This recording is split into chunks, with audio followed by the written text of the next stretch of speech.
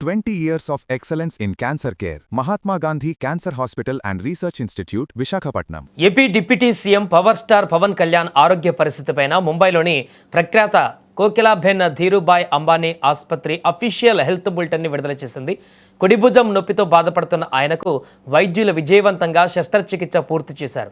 CM Chandrababu గారితో సహా పలువురు ప్రముఖులు ఆయనను పరామర్శించారు. ఇంతకీ పవన్ కళ్యాణ్ గారికి భుజంలో వచ్చిన సమస్య ఏంటి, డాక్టర్లు చెప్పిన మెడికల్ టెర్మినాలజీకి అర్థమేంటి, ఆయన పూర్తిగా కోలుకోవడానికి 4 నెలల సమయం ఎందుకు పడుతుంది, పూర్తి వివరాలు ఒకసారి చూద్దాం. ఇక పవన్ కళ్యాణ్ గత కొంతకాలంగా వెన్ను భుజం నొప్పితో బాధపడుతున్న సంగతి అందరికీ తెలిసిందే.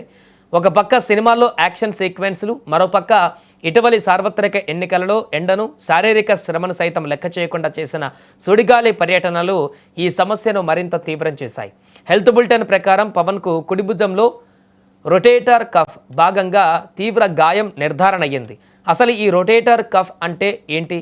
మన భుజాన్ని అన్ని వైపులా తిప్పడానికి, కీలును పట్టి ఉంచడానికి 4 ప్రధాన కండరాలు సహాయపడతాయి. అందులో సుప్రాస్పినేటస్ మరియు ఇన్ఫ్రాస్పినేటస్ అనే 2 టెండన్లు పవన్ కళ్యాణ్కు తీవ్రంగా చిరిగిపోయాయి. అంతేకాదు, కండరము అతుక్కొని ఉంటే గ్రేటర్ ట్యూబోరోసిటీ అనేటువంటి భుజం ఎముక భాగంలో అవల్షన్ ఫ్రాక్చర్ ఉన్నట్లు వైద్యులు గుర్తించారు. అంటే కండరం ఎముకను బలంగా లాగేయడం వల్ల చిన్న ఎముక ముక్క విరిగిపోవడం అన్నమాట. ఇది చేతి కదలికలను అడ్డుకోవడమే కాకుండా తీవ్రమైన నొప్పిని కలిగిస్తుంది. నొప్పిని భరుస్తూనే ఎన్నికల సమరంలో గెలిచి డిప్యూటీ సీఎంగా బాధ్యతలు చేపట్టిన పవన్ చివరకు తప్పనిసరి పరిస్థితుల్లో శస్త్రచికిత్సకు వెళ్లాల్సి వచ్చింది. నిన్న కోకిలాబెన్ ఆసుపత్రిలో ఆయన ఆర్థోస్కోపిక్ సర్జరీని విజయవంతంగా నిర్వహించారు. ఆయనకి ఆర్థోస్కోపీ అంటే భుజాన్ని పూర్తిగా కోయకుండా కేవలం చిన్న రంధ్రాల ద్వారా ఆధునిక కెమెరాలు పంపి అత్యంత సురక్షితంగా చేసేటువంటి అత్యాధునిక సర్జరీ. ఈ శస్త్రచికిత్సను సాధారణ డాక్టర్లు కాదు, ఆసుపత్రి arthroscopy and shoulder service director doctor Dinshaw Pardiwala నిర్వహించారు. ఈయన గురించి ఒక ఆసక్తికరమైన విషయం ఏంటంటే, స్పోర్ట్స్ అండ్ ఆర్థోపెడిక్ సర్జరీలలో ఆయన దేశంలోనే నెంబర్ 1.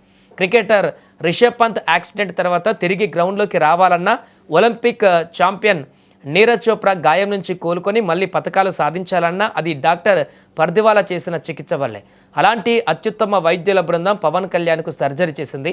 ప్రస్తుతం సర్జరీ విజయవంతం కావడంతో పవన్ కళ్యాణ్ ఆరోగ్య పరిస్థితి స్థిరంగా ఉందని, చికిత్సకు ఆయన శరీరం అద్భుతంగా స్పందిస్తుందని వైద్యులు బులెటిన్లో స్పష్టం చేశారు. అయితే ఇలాంటి సర్జరీల తర్వాత అసలు సవాల్ రిహాబిలిటేషన్. చిరిగిన కండరాలు మళ్ళీ అతుక్కొని చేతికి పాత బలం రావాలంటే ప్రత్యేక ఫిజియోథెరపీ చాలా అవసరం. దీనికోసం పవన్ కళ్యాణ్ పూర్తిగా కోలుకోవడానికి రాబోయే 4 నెలల సమయం పడుతుందని కోకిలాబెన్ వైద్యులు ఆశాభావం వ్యక్తం చేశారు. ఈ 4 నెలల విశ్రాంతి సమయంలో ఆయన ఏపీకి సంబంధించిన కీలక సమీక్షలు, నిర్ణయాలు ఇంటి నుంచే తీసుకునే అవకాశం ఉంది.